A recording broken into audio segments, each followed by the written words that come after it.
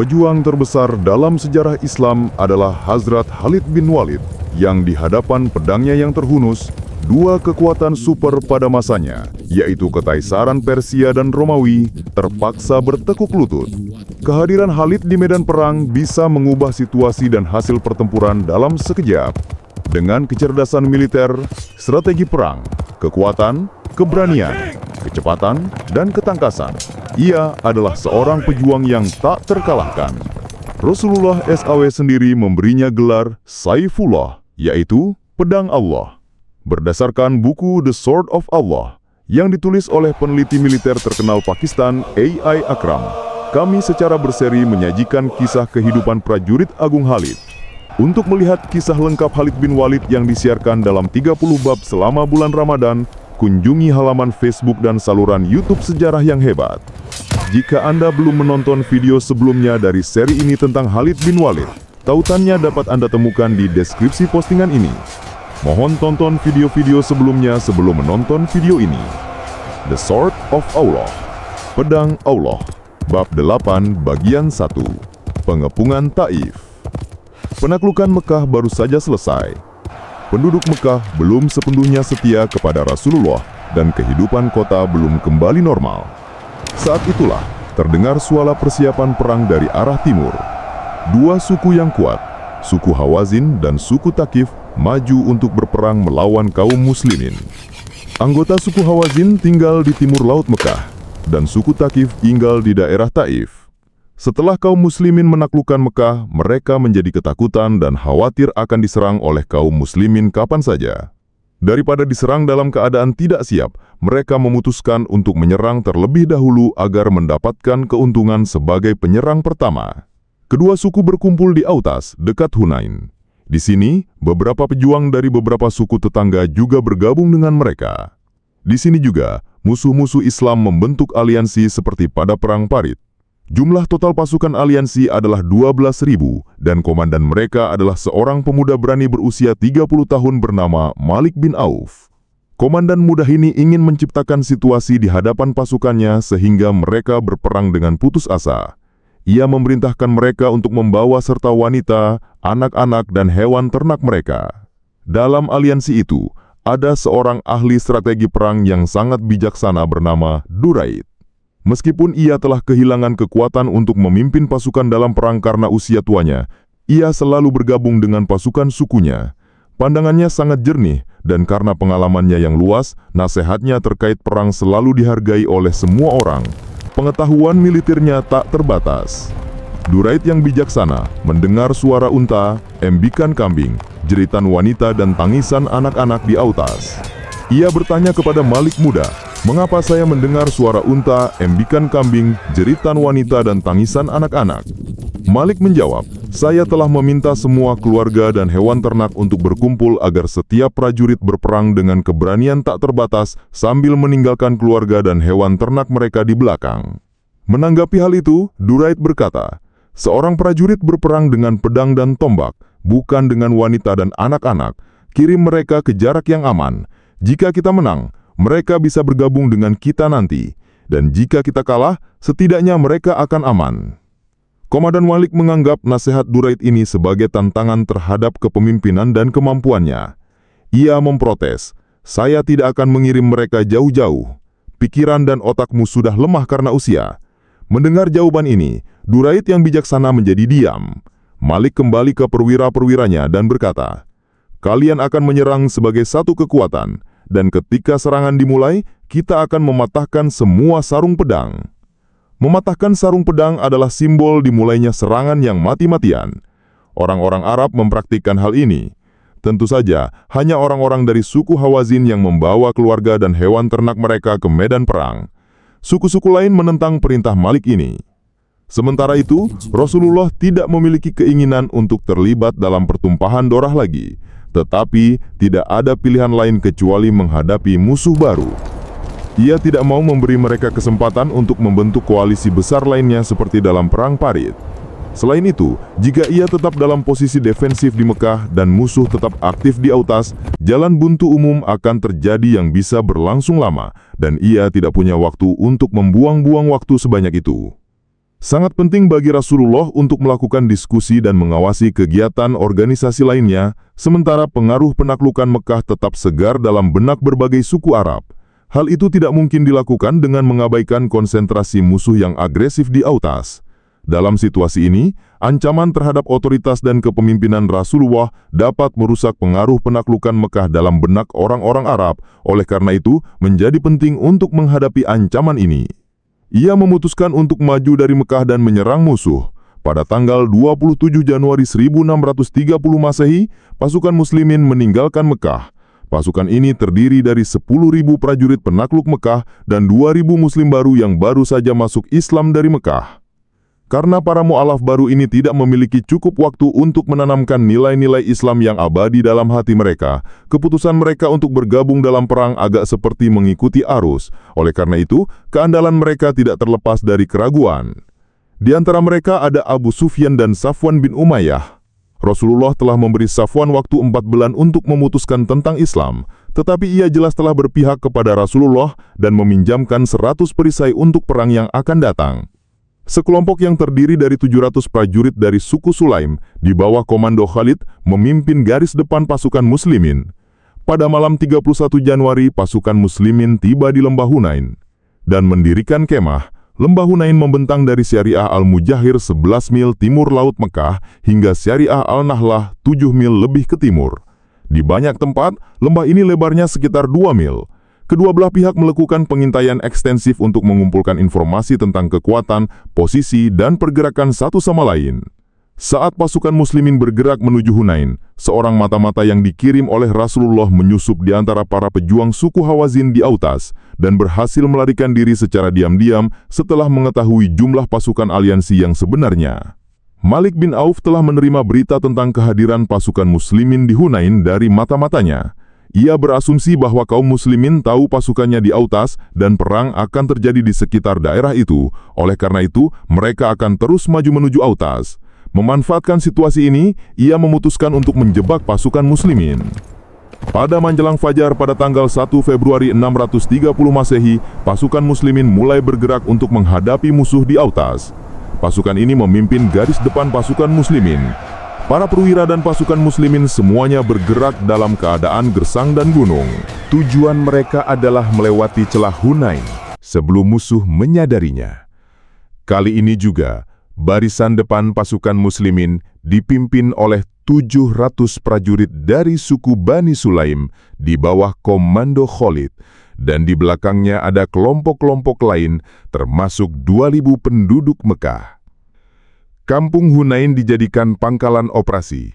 Saat cahaya pertama muncul di langit timur, barisan depan pasukan muslimin memasuki celah 2 mil di timur Jaimar. Dengan keinginan untuk melakukan serangan mendadak terhadap musuh yang tidak siap di Autas, Khalid menggerakkan diri cepat.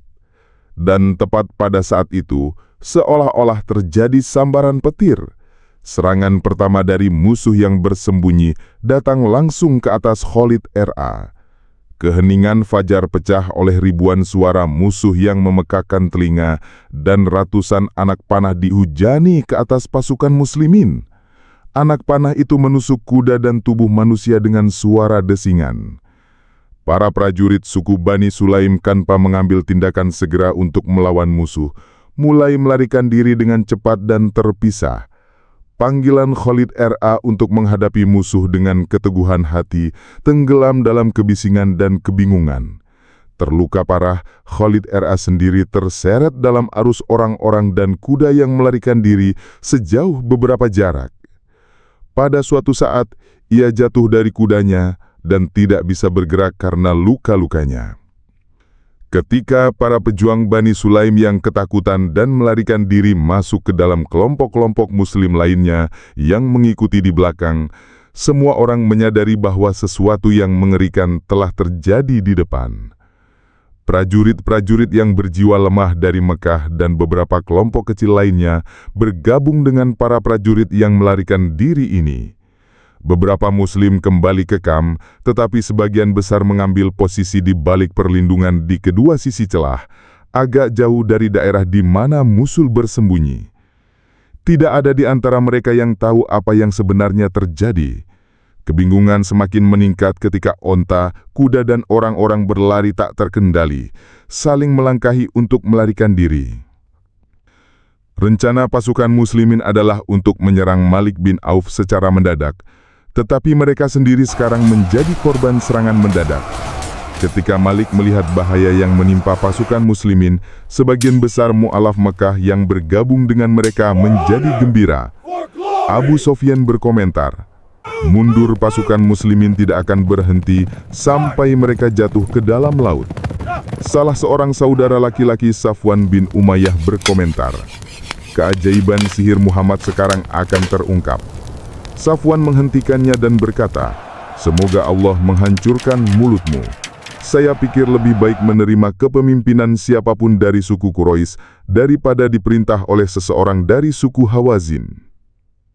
Rasulullah bersama Ali R.A., Abu Bakar, Umar dan Abbas serta 9 sahabat berdiri di atas jalan setapak.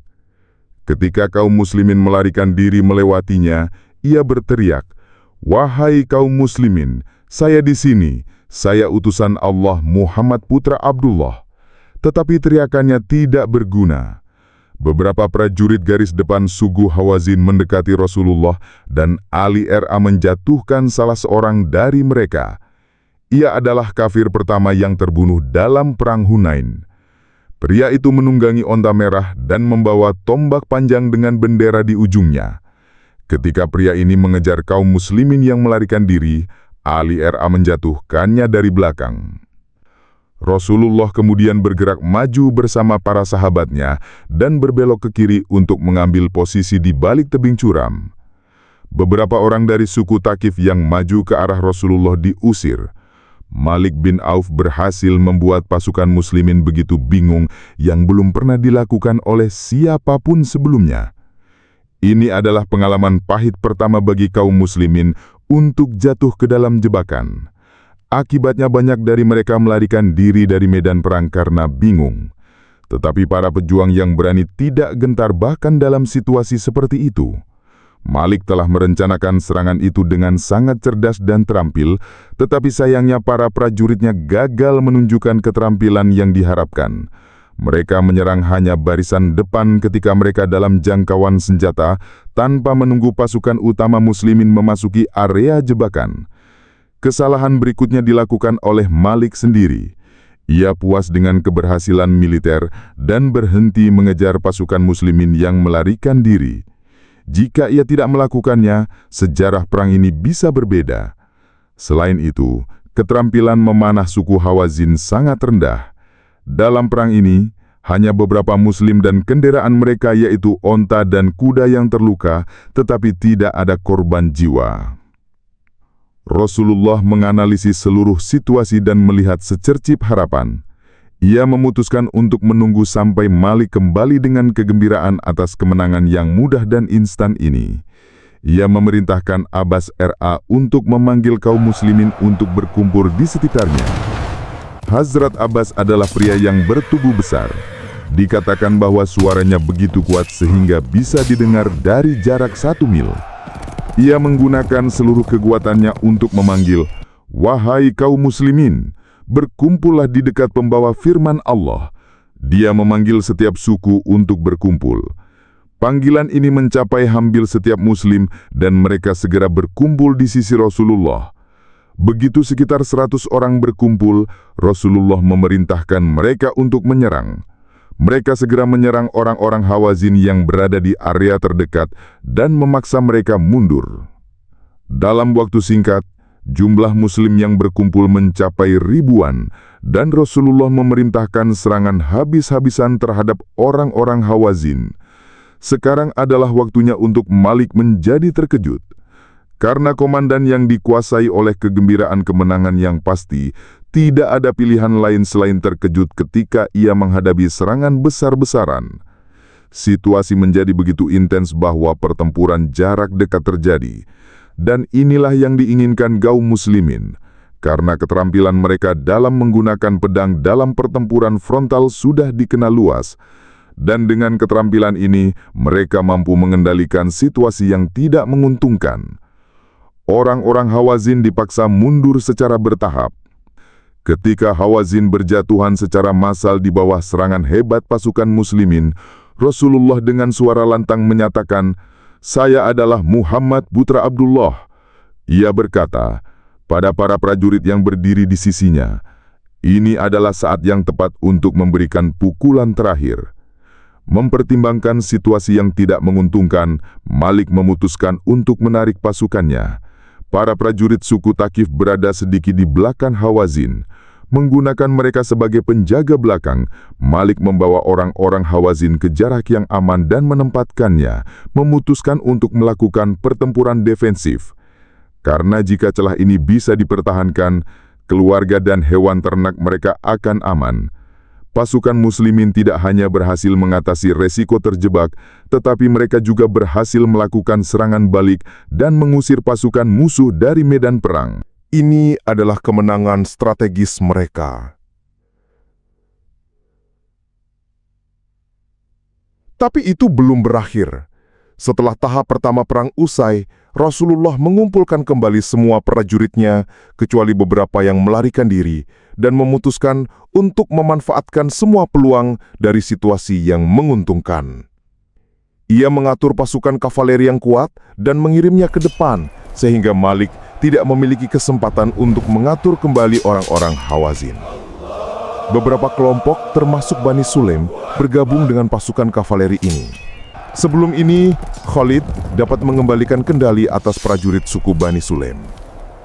Tentu saja, Khalid kehilangan kesempatan untuk bergabung dalam serangan balik karena ia terluka di bawah tekanan arus orang-orang Bani Sulaim yang melarikan diri. Setelah tahap serangan balik berakhir, Rasulullah mendekatinya dan meniup luka-lukanya, dan ia merasa sembuh dan bangkit. Kemudian, ia membangun kembali kendali atas suku Bani Sulaim. Zubair ibn Al-Awam ditunjuk sebagai komandan pasukan yang baru dibentuk ini. Ia bergerak menyusuri lembah dan menghadapi Malik di celah. Setelah bentrokan singkat dan sengit, Malik dipaksa mundur dari celah ini. Seluruh lembah sekarang berada di bawah kendali kaum muslimin. Rasulullah menempatkan pasukan kavaleri di bawah pimpinan Zubair untuk menjaga celah ini agar dapat mencegah kemungkinan serangan balik dari Hawazin dan mengirim kelompok lain di bawah pimpinan Abu Amir ke Autas. Setelah diusir dari celah, orang-orang Hawazin mengambil posisi di sekitar kem mereka untuk melindungi keluarga dan hewan ternak mereka di Autas. Akibat serangan pasukan muslimin di Autas, pertempuran sengit dimulai. Abu Amir membunuh 9 musuh dalam pertempuran frontal, tetapi ia menjadi syahid di tangan orang ke-10. Setelah kematian Abu Amir, sepupunya Abu Musa mengambil alih komando dan melanjutkan pertempuran sampai orang-orang Hawazin melarikan diri dari Autas. Kem Hawazin jatuh ke tangan kaum muslimin. Pada saat itu, pasukan kavaleri Zubair juga bergabung dengan mereka. Khalid berada di barisan depan pasukan kavaleri ini. Pada tahap perang ini, kesepakatan antara berbagai suku musuh benar-benar runtuh. Orang-orang Hawazin dan suku-suku lain pergi ke tempat persembunyian mereka masing-masing. Saat ini, para prajurit suku Thaqif di bawah pimpinan Malik berlindung di Taif dan memutuskan untuk melawan pasukan muslimin sampai akhir. Disinilah perang Hunain berakhir. Sungguh menakjubkan bahwa jumlah korban di pihak muslimin relatif sangat sedikit dalam perang ini. Meskipun beberapa orang terluka, jumlah yang terbunuh hanya 4 orang. Mungkin ini karena ketidakmampuan para pemanah musuh dan di sisi lain keterampilan dan keberanian para pejuang muslimin.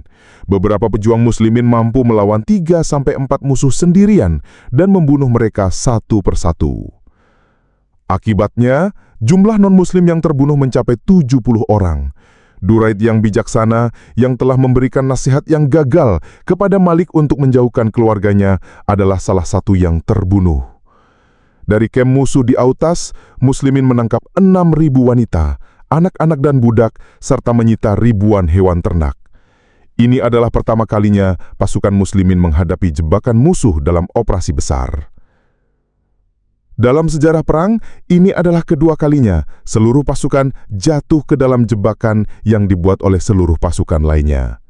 Hannibal, seorang jenderal Romawi, pertama kali memasang jebakan semacam itu di Danau Trasimene pada tahun 217 sebelum Masehi. Malik telah merencanakan rencana yang sangat cerdas dan sempurna untuk memusnahkan lawan. Tetapi, karena ketidakmampuan pasukannya, tujuan yang telah ditetapkan tidak tercapai. Meskipun pasukannya tidak mampu, mungkin Malik bisa mencapai kemenangan bersejarah jika musuhnya bukan pasukan muslimin, melainkan orang lain. Tekad Rasulullah untuk tidak menyerah dan kepercayaan yang mendalam dan tulus dari para pejuang muslimin pada pemimpin mereka mengubah kekalahan yang pasti menjadi kemenangan. Rasulullah tidak puas dengan kemenangan terbatas seperti Malik, melainkan ia memanfaatkan situasi yang menguntungkan di medan perang sampai akhir, membubarkan musuh dan merebut seluruh kem mereka beserta semua harta benda mereka. Ini adalah pertama kalinya Khalid diserang secara mendadak. Khalid selalu menekankan pentingnya menyerang musuh secara mendadak, dan kali ini ia sendiri yang diserang. Ia juga memiliki kesempatan untuk melihat bagaimana para prajurit yang beraninya menjadi panik ketika musuh tiba-tiba muncul di tempat yang tidak diduga dan pada waktu yang tidak tepat. Ia secara mental mempersiapkan diri untuk tidak pernah diserang musuh tanpa sepengetahuannya di masa depan, dan musuhnya tidak pernah memiliki kesempatan itu lagi. Rasulullah pertama membubarkan musuh di Hunain, dan kemudian ketika mereka mundur dan berkumpul di Autas, ia juga mengusir mereka dari sana. Ia tidak siap untuk memberikan waktu kepada Malik bin Auf untuk mengorganisir kembali pasukannya. Oleh karena itu, ia mengirim tawanan perang dan hewan ternak yang disita di Autas ke Ji'irana dengan bawah kendali dan memerintahkan mereka untuk tetap aman di sana sampai perang berakhir. Keesokan harinya, ia memulai perjalanan menuju Taif, karena Malik setelah diusir dari Autas telah berlindung di Taif. Rasulullah harus bergerak maju dengan sangat hati-hati bersama pasukannya, karena ia tidak ingin mengulangi pengalaman terjebak di Hunain. Lokasi Taif berada di dataran tinggi yang sedikit tinggi, dan jalan dari Autas ke dataran tinggi ini melewati daerah pegunungan. Di banyak tempat sepanjang jalan ada tebing curam. Sangat wajar bagi seorang komandan licik seperti Malik untuk memasang jebakan di mana saja di jalan ini. Rasulullah maju dari Autas, melewati lembah Naklah, berbelok selatan, dan melewati Wadi Al-Muleh. Ia berbelok sedikit ke arah barat daya dan melewati Wadi Al-Qurn. Ia tiba di 7 mil di barat daya Taif. Sejauh ini pasukan muslimin tidak menemui hambatan apapun. Tidak ada kabar tentang pergerakan musuh di luar Taif diterima dari barisan depan. Dengan tujuan untuk menyerang Malik secara mendadak, Rasulullah mengubah rute perjalanannya dan berjalan melewati daerah pegunungan yang lebih tinggi di antara Nikab dan Sudairah di sisi timur Taif. Dengan cara ini, ia tiba di Taif dari sisi belakang kota. Dalam operasi ini, Khalid memimpin barisan depan bersama suku Bani Sulaim. Meskipun Malik bin Auf adalah komandan yang kurang berpengalaman, ia bukanlah orang yang mudah untuk ditangkap secara mendadak. Setelah dipukuli brutal oleh pasukan muslimin di Hunain dan Autas, ia memutuskan tidak melawan perang di lapangan terbuka lagi, melainkan di tempat pilihannya sendiri. Akhirnya, ia menempatkan pasukannya di dalam kota Taif yang dikelilingi tembok dan dengan cepat membangun persediaan yang cukup untuk menghadapi pengebungan yang panjang. Disinilah orang-orang dari suku Taif menunggu pasukan muslimin di bawah pimpinan jenderal muda mereka yang berani. Pasukan muslimin tiba di Taif pada tanggal 5 Februari 630 Masehi, memulai pengepungan yang berlangsung selama 18 hari. Setelah tiba di Taif, mereka mendirikan kemah di sekitar tembok yang mengelilingi kota. Para pemanah dari suku Taif mengambil keuntungan dari kesalahan ini. Beberapa muslim syahid karena hujan panah mereka. Kemudian kem dipindahkan ke lokasi Masjid Ibnu Abbas yang sekarang. Kelompok-kelompok kecil ditempatkan untuk menutup semua pintu masuk dan jalur pelarian dari benteng. Tanggung jawab untuk memimpin operasi pengepungan ini diberikan kepada Hazrat Babakar, R.A. Selama pengepungan, pertempuran panas sering terjadi antara kedua belah pihak. Dalam perang ini, para prajurit dari suku Thaqif menikmati keuntungan, karena mereka menembakkan panah dari balik tembok yang mengelilingi kota. Di sisi lain, kaum muslimin berada di bawah langit terbuka. Akibatnya, banyak dari mereka terluka oleh panah musuh. Abdullah putra Abu Bakar RA terluka oleh panah dan akhirnya menjadi syahid. Beberapa hari berlalu dengan cara ini. Setelah penaklukan Mekah, Rasulullah telah mengirim 2 muslim ke Juras di Yaman untuk belajar secara ekstensif tentang perang pengepungan.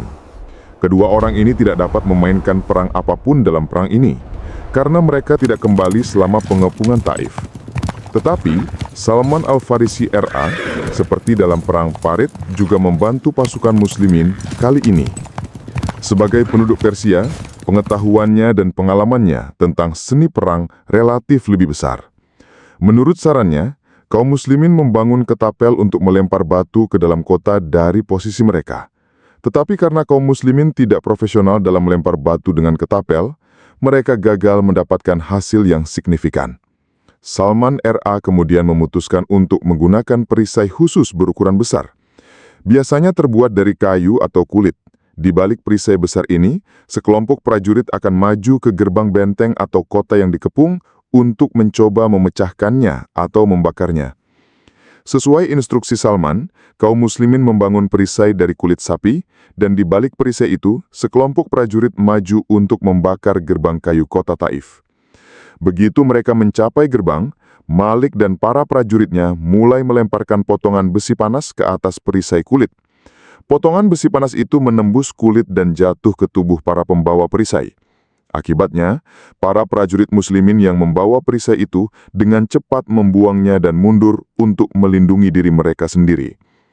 Memanfaatkan kesempatan ini, orang-orang dari suku Thaqif sekali lagi menghujani mereka dengan panah dan berhasil membunuh 1 orang. Kebuntuan dalam situasi perang terus berlanjut selama 2 minggu lagi.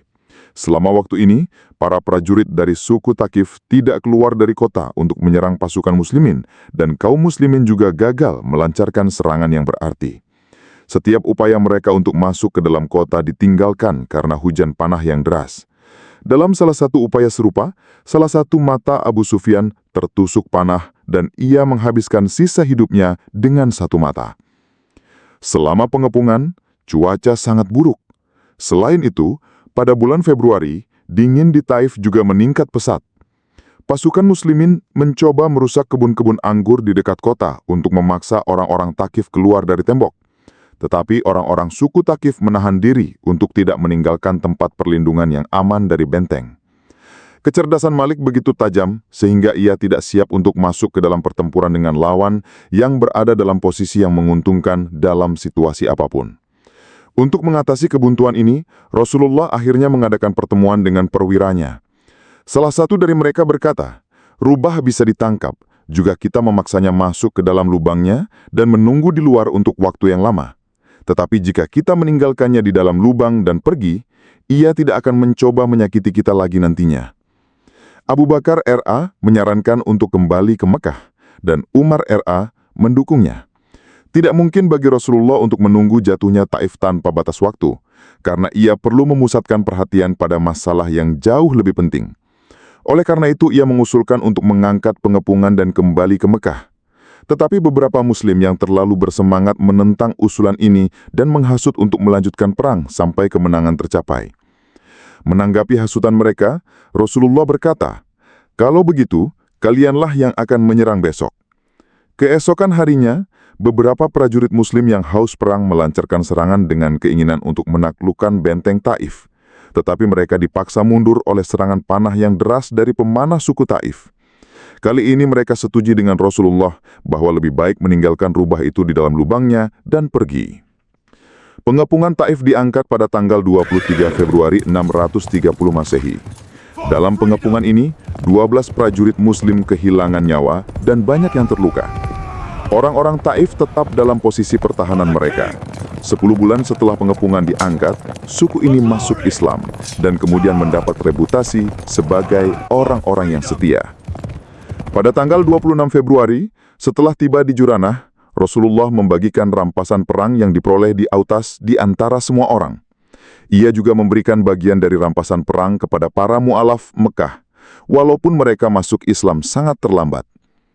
Segera setelah pembagian harta benda dimulai, sebuah delegasi dari suku Hawazin tiba di hadapan Rasulullah dan mengumumkan bahwa suku mereka telah masuk Islam. Kemudian delegasi itu meminta agar harta benda, wanita, anak-anak, dan hewan ternak mereka yang hilang dikembalikan. Sebenarnya harta benda mereka yang hilang seharusnya tidak dikembalikan, karena mereka kehilangannya sebagai orang yang tidak beriman, bukan sebagai muslim. Tetapi Rasulullah sangat dermawan. Ia bertanya kepada mereka, apakah wanita dan anak-anak kalian lebih kalian cintai atau harta benda? Menanggapi hal itu, mereka menjawab, Anda dapat mengembalikan wanita dan anak-anak kami dan menyimpan sisanya. Rasulullah memohon kepada para prajuritnya untuk mengembalikan wanita dan anak-anak Hawazin yang mereka tangkap. Setiap prajurit menanggapi permohonan Rasulullah ini dan mengembalikan wanita dan anak-anak Hawazin yang mereka tangkap. Kecuali Safwan bin Umayyah, ia menolak mengembalikan seorang gadis yang menjadi bagiannya. Mungkin gadis itu sangat cantik. Beberapa hari kemudian, Malik diam-diam meninggalkan benteng Taif, tiba di kem Muslim dan masuk Islam. Rasulullah memberikannya banyak hadiah. Sangat disayangkan bahwa pejuang cerdik ini tidak memiliki kesempatan untuk memainkan peran penting dalam operasi Muslim berikutnya. Meskipun kualitas kepemimpinannya menarik. Rasulullah kembali ke Madinah dengan pasukannya pada akhir Maret 630 Masehi. Dengan itu, tahun ke-8 Hijrah Rasulullah berakhir. Pada tahun berikutnya, sebagian besar suku Arab mengirim delegasinya kepada Rasulullah di Madinah dan menyatakan kesetiaan. Oleh karena itu, tahun ini disebut Tahun Delegasi. Meskipun kemudian terungkap bahwa banyak dari delegasi ini atau para pemimpin suku mereka bukanlah pencari kebenaran sejati. Meskipun beberapa dari mereka terpesona oleh keindahan Islam, banyak yang datang karena alasan politik. Banyak dari mereka jelas-jelas munafik, dan banyak juga yang mengirim delegasi hanya karena penasaran. Satu-satunya operasi militer utama yang dipimpin oleh Rasulullah pada tahun ke-9 Hijrah adalah ekspedisi Tabuk. Operasi ini bersifat damai, tetapi Khalid bin Ra selalu mencoba melakukan sesuatu yang mengejutkan bahkan di tengah-tengah operasi damai. Pada musim panas yang terik 630 Masehi, berita tiba di Madinah bahwa orang-orang Romawi berkumpul untuk berperang di Suriah dan barisan depan mereka telah mencapai Yordania. Kaisar Bizantium, Heraklius, sendiri berada di Emesa. Pada pertengahan Oktober 630 Masehi, Rasulullah memerintahkan kaum muslimin untuk bersiap menghadapi orang-orang Romawi. Rasulullah bisa saja memerintahkan ekspedisi ini setelah teriknya musim panas agak berkurang, tetapi ia ingin menguji keteguhan iman kaum muslimin. Karena hanya orang-orang yang beriman sejati saja yang akan menanggapi panggilan untuk berperang dalam cuaca panas yang tidak bersahabat itu. Dan itulah yang terjadi. Sebagian besar muslim menanggapi panggilan Rasulullah yang mereka cintai dengan sukacita. Tetapi beberapa orang menganggap panggilan untuk berperang dalam cuaca yang tidak bersahabat itu kejam. Panas Oktober kali ini benar-benar terik. Dalam panas ini, naungan sejuk dari kebun kurma lebih menggoda bagi mereka daripada perang. Memanfaatkan kesempatan ini, kelompok penipu munafik seperti biasa mulai menghasut kaum muslimin. Mereka cukup berhasil, dan beberapa muslim yang teruji juga menjadi ragu-ragu karena hasutan mereka. Pada akhir Oktober, pasukan muslimin mulai bergerak menuju Tabuk. Ini adalah pasukan terbesar yang pernah dikumpulkan di bawah kepemimpinan Rasulullah. Di dalamnya ada prajurit dari Mekah, Madinah, dan setiap suku yang telah masuk Islam hingga saat itu. Menurut salah satu sumber, pasukan ini terdiri dari total 30.000 prajurit, termasuk 10.000 kavaleri.